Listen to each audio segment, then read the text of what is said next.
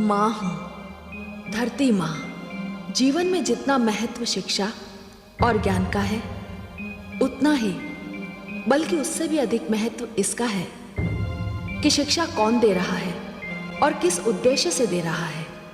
गुरु रचनाकार है, व्यक्तित्व का निर्माता है, शिष्य को नवजीवन देता है। एक गुरु महर्षि वशिष्ठ हैं और दूसरी गुरु रावण की माता कैकसी हैं।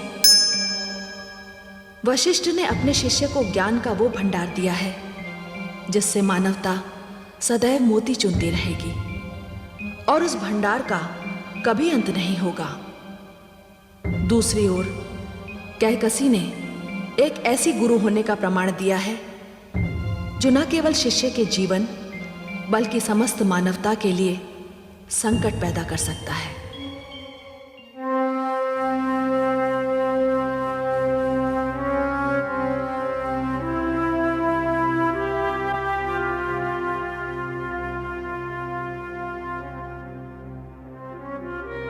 माता,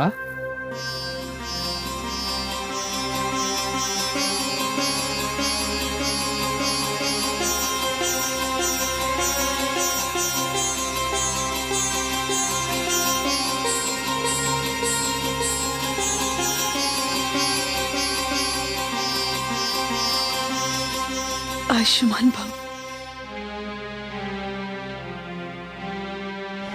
आयुष्मान भव, आयुष्मान।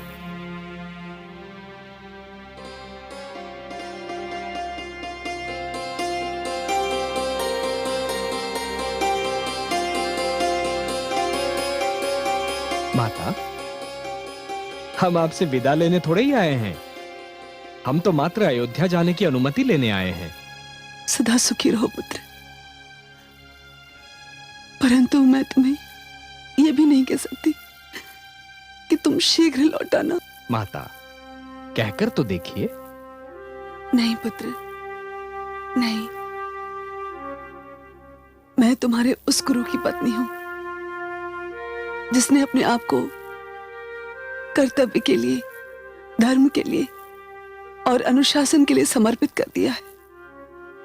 मैं जानती हूं ममता किसी अनुशासन से नहीं बंधी होती, फिर भी मैं तुम सबको रोकूंगी नहीं। परंतु राजभवन जाकर अपनी इस माता को भूल मत जाना पुत्र। ये तो असंभव है माता। माता देखिए ना, हम चार भाई किंतु हमारी माताएं केवल 3।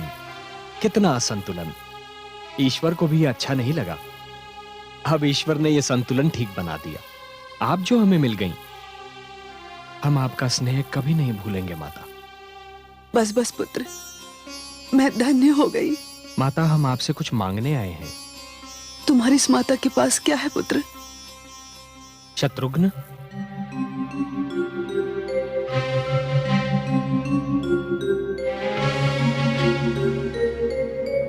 माता, नियम के अनुसार ये वस्त्र हमें आपको लौटा देने चाहिए, किंतु मैं चाहता हूं कि आप इन्हें हमें उपहार स्वरूप दे दें। पुत्र, इन गेरुए वस्त्रों में ऐसा क्या है? ये तो माता, ये रंग ही तो कहीं मेरी आत्मा में उतर गया है, और फिर ये वस्त्र हमें आपके इस आश्रम के निकट रखेंगे। पुत्र, तुमने मांगा भी तो अपनी गुरु माता से ये क्या मांगा? जाओ, ले जाओ, मैं इन वस्त्रों को तुम्हें भेंट देती हूं,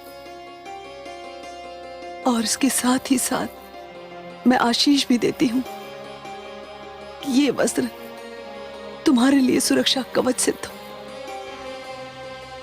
परंतु ईश्वर न करे इन वस्त्रों की तुम्हें कभी भी आवश्यकता पड़े। जाइए दशरथ नंदन, मैं आप सबको विदा करती हूं।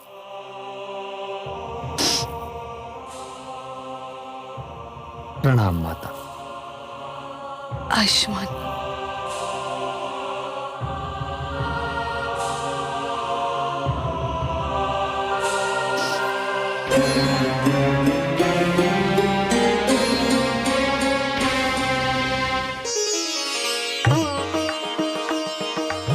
कौशल्या दीदी, हाँ? सुमित्रा दीदी, सुना आपने?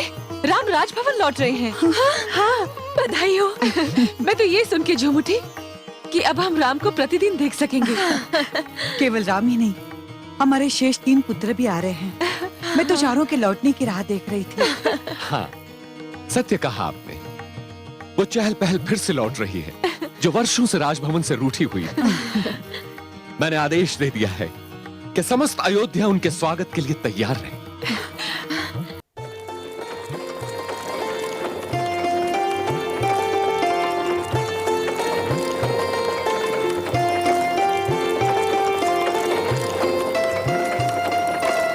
वत्सराम, तुमने कभी घोंसले की तरफ लौटते हुए पक्षी की उड़ान देखी है? जी गुरुदेव। उसमें जो अपनों से मिलने की व्याकुलता, हर्ष और उत्साह होता है, वो मुझे तुम्हारे मुखमंडल पर नहीं दिखाई देता। वहां तो गंभीर चिंतन दिखाई देता है। थोड़ा सा चिंतित तो हूं गुरुदेव। क्या आश्रम जैसा पावन वातावरण अयोध्या में भी होगा? वो भोर, वो दोपहर, वो शांत संध्या, क्या वहां पर भी सब सत्यम शिवम सुंदरम होगा? हाँ वत्स, तुमने जिन मार्गों पर चलने का संकल्प लिया है, जो वचन तुमने मुझे दिया है, वो तुम्हारा संकल्प, वो तुम्हारा वचन राजभवन को भी आश्रम बना देगा। पवित्रता स्थान में नहीं, मानव के हृदय में होती है वत्स। सब कुछ त्याग कर भी यदि उचित मार्ग पर चलना हो तो अवश्य चलना, और सब कुछ प्राप्त करके भी यदि अनुचित मार्ग पर चलना हो तो कदापि मत चलना। यही गुरु मंत्र तुम्हारी सारी चिंताओं का समाधान है वत्स। आपने मेरे मन का बोझ उतार दिया गुरुदेव। अत्यंत आभारी हूं।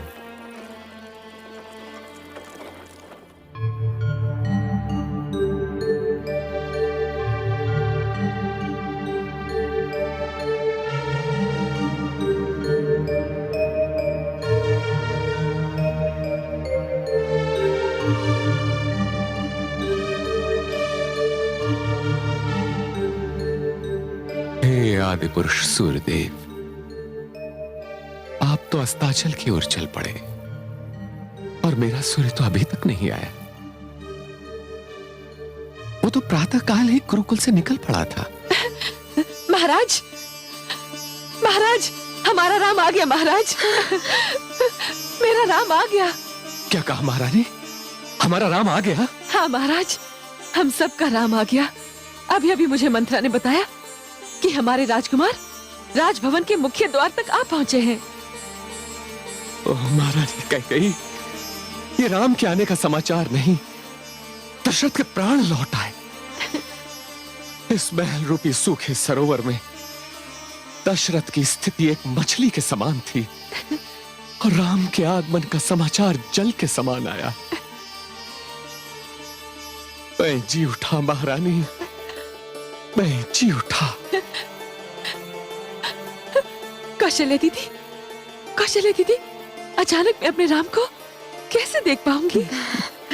शांत पगली, तेरी व्याकुलता देखकर तो ऐसा लगता है राम आया नहीं, कहीं जाने वाला है। चल, कहीं ऐसा न हो जाए कि हम यहाँ वार्तालाप करते रहें और चारों राजकुमार यहाँ तक आ पहुंचे।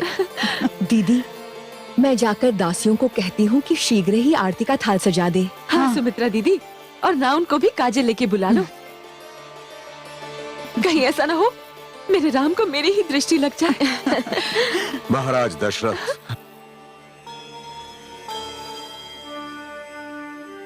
कुलगुरु प्रणाम। कुलगुरु यशस्वी भव। स्वागत है आपका। महाराज दशरथ, आज से वर्षों पूर्व मैं आपके चारों राजकुमारों को धरोहर स्वरूप अपने आश्रम ले गया था। आज उन्हें ही लौटाने आया हूं, स्वीकार कीजिए। राम,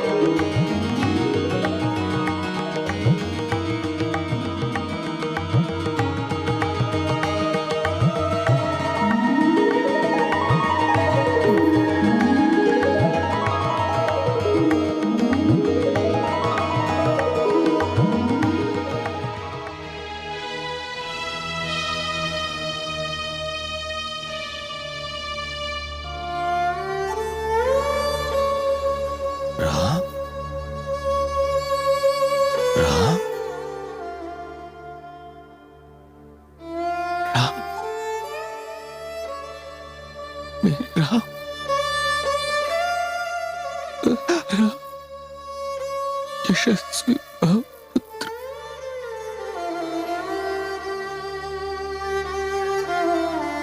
मेरे पिताश्री, मेरे पुत्र, मेरे राम, पिताश्री, राम, राम, राम, मेरे पुत्र राम।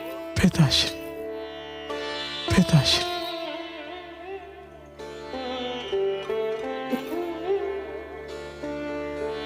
मेरे पुत्र राम, राम, पुत्र,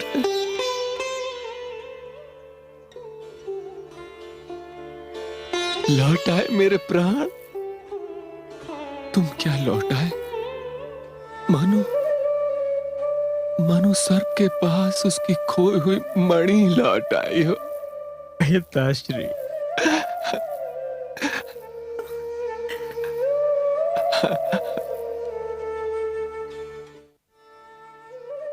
पिताश्री, भरत, पिताश्री, मेरे पुत्र, चिरंजीवी भाव, चिरंजीवी भाव। पिताश्री, भरत, पिताश्री,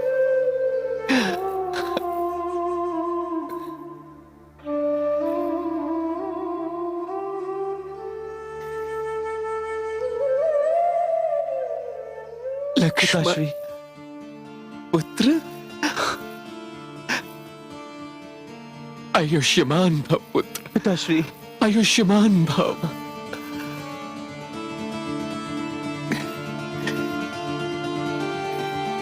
आयुष्मान भव। शत्रुघ्न, चिरंजीवी भव पुत्र, चिरंजीवी भव। पुत्र राम,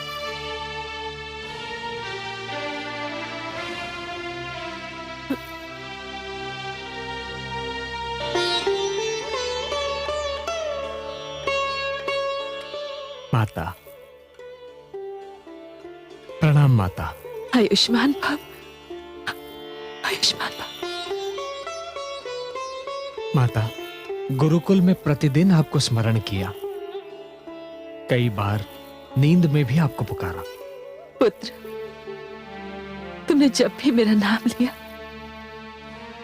मेरी आंख खुली, नींद टूटी, फिर नींद नहीं आई। क्षमा करना दीदी, आप मुझसे बड़ी हैं और नहीं, माँ छोटी बड़ी नहीं, माँ होती है। उसके नेत्र उसके हृदय में लगे होते हैं।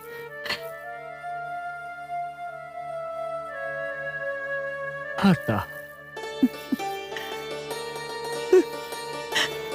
आयुष्मान भव।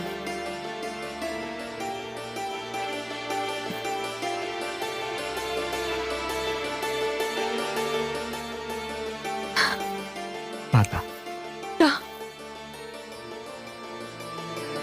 आयुष्मान भव।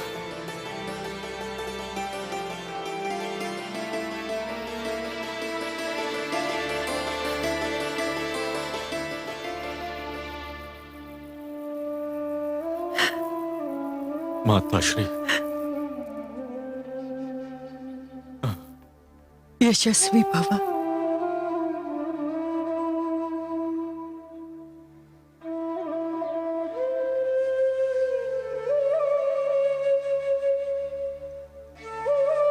माता, पुत्र,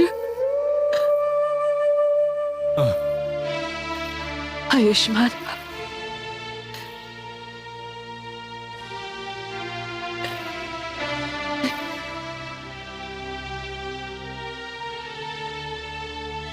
प्रणाम।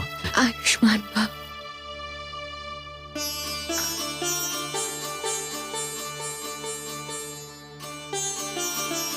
माते,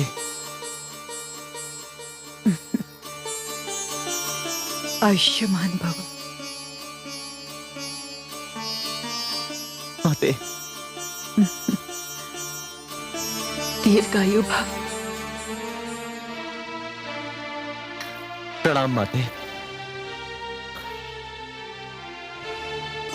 आयुष्मान भव।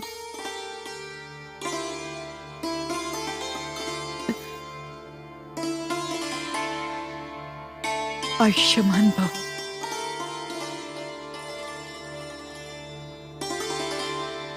आयुष्मान भव।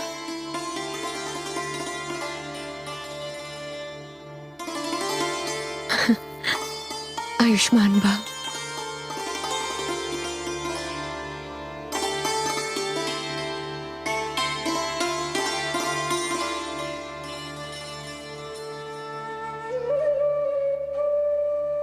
महाराज दशरथ, अब मुझे अनुमति दीजिए।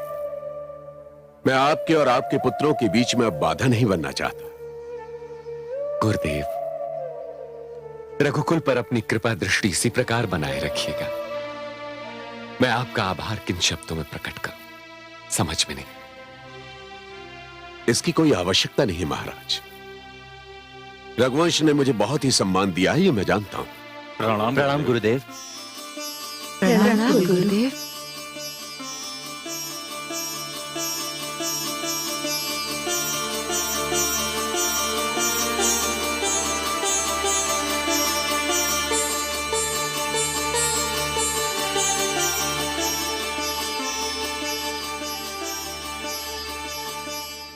अब तो हम राम के कक्ष में चलते हैं। हाँ पुत्र, महाराज ने स्वयं तुम्हारे कक्ष का निर्माण करवाया है।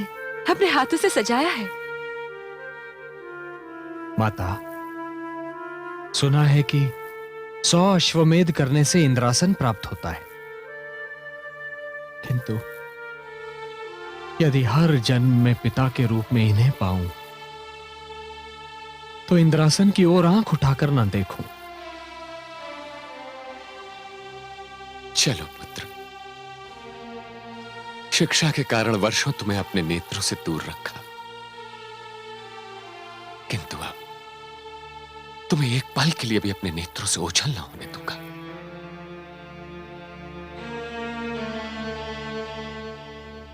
महाराज की जय हो। राजभवन में महामंत्री, इस समय मेरा राम आया है, अभी तुम्हें अपनी मृत्यु से भी नहीं मिल सकता। महाराज, वो ऐसा व्यक्तित्व है जिसे आप भी अस्वीकार नहीं कर सकते। इस शुभ अवसर पर ब्रह्मर्षि विश्वामित्र पधारे हैं। ऋषि श्रेष्ठ विश्वामित्र, मिलूंगा, उनसे तो अवश्य मिलूंगा। आहा, कितने शुभ समय पर पधारे हैं वे। उनसे मैं अपने प्राण के लिए आशीष मांगूंगा, इन सब के दीर्घायु होने का वर मांगूंगा। महामंत्री, उन्हें विश्राम के लिए कहो। महाराज, वो याचना करने आए हैं और शीघ्र अपने आश्रम लौट जाना चाहते हैं। इस समय? महारानी कौशल्या, आप इन राजकुमारों को पुत्र राम के कक्ष में लेकर चलिए। मैं मुनि विश्वामित्र का स्वागत करता हूं और उन्हें वहीं लेकर आता हूं। जी महाराज। पुत्र राम, कभी कभी ये शिष्टाचार भी कितना विवश कर देता है। चलिए महामंत्री, मुनि विश्वामित्र प्रतीक्षा कर रहे होंगे। आइए महाराज।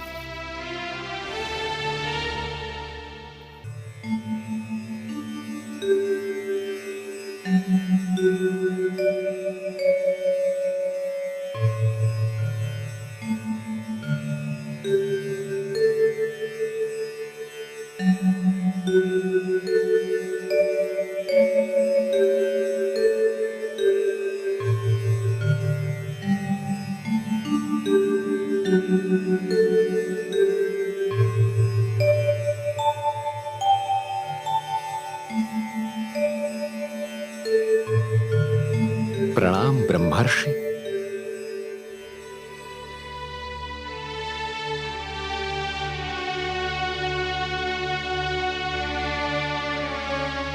कल्याणमस्तु। ब्रह्मर्षि, आप ऐसे शुभ अवसर पर पधारे हैं जिसका मैं वर्णन नहीं कर सकता। आज मेरा राम मेरे तीनों पुत्रों सहित शिक्षा समाप्त करके लौटा है।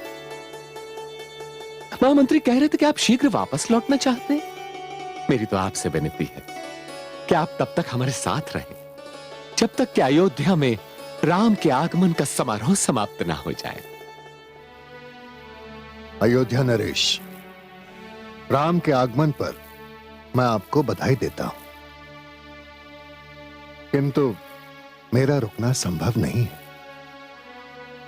मैं यहां एक याचना करने आया। मेरा आश्रम कुछ राक्षसों की दृष्टि में है, वो उसे नष्ट करना चाहते हैं। मुनिवर, मेरी सेना को इन राक्षसों के साथ युद्ध का अच्छा अनुभव है। आप मेरी सेना अपने साथ ले जाइए। नहीं नहीं अयोध्या नरेश, उन राक्षसों ने सहस्रों सैनिकों का वध किया है। मैं अब और अधिक नरसंहार सहन नहीं कर सकता। ये ताड़का, सुबाहु और मारीच भयानक मायावी राक्षस हैं।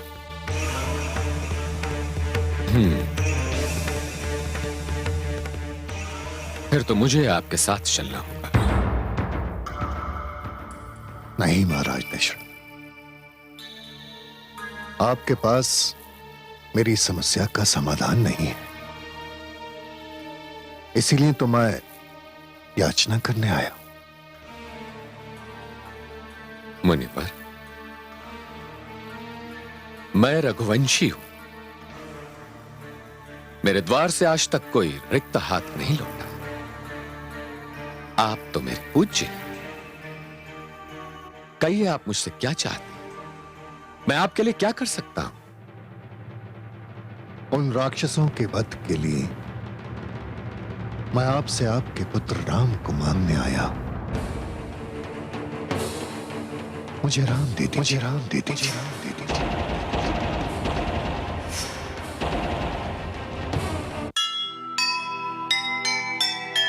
दशरथ का सर्वस्व ही भाग्य रहा है छीन।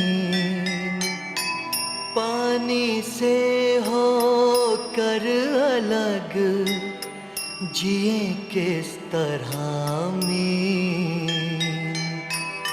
सुनकर मुनिवर के वचन लगा घोर आघात। हिला गई अस्तित्व को एक जरा सी बात, एक जरा सी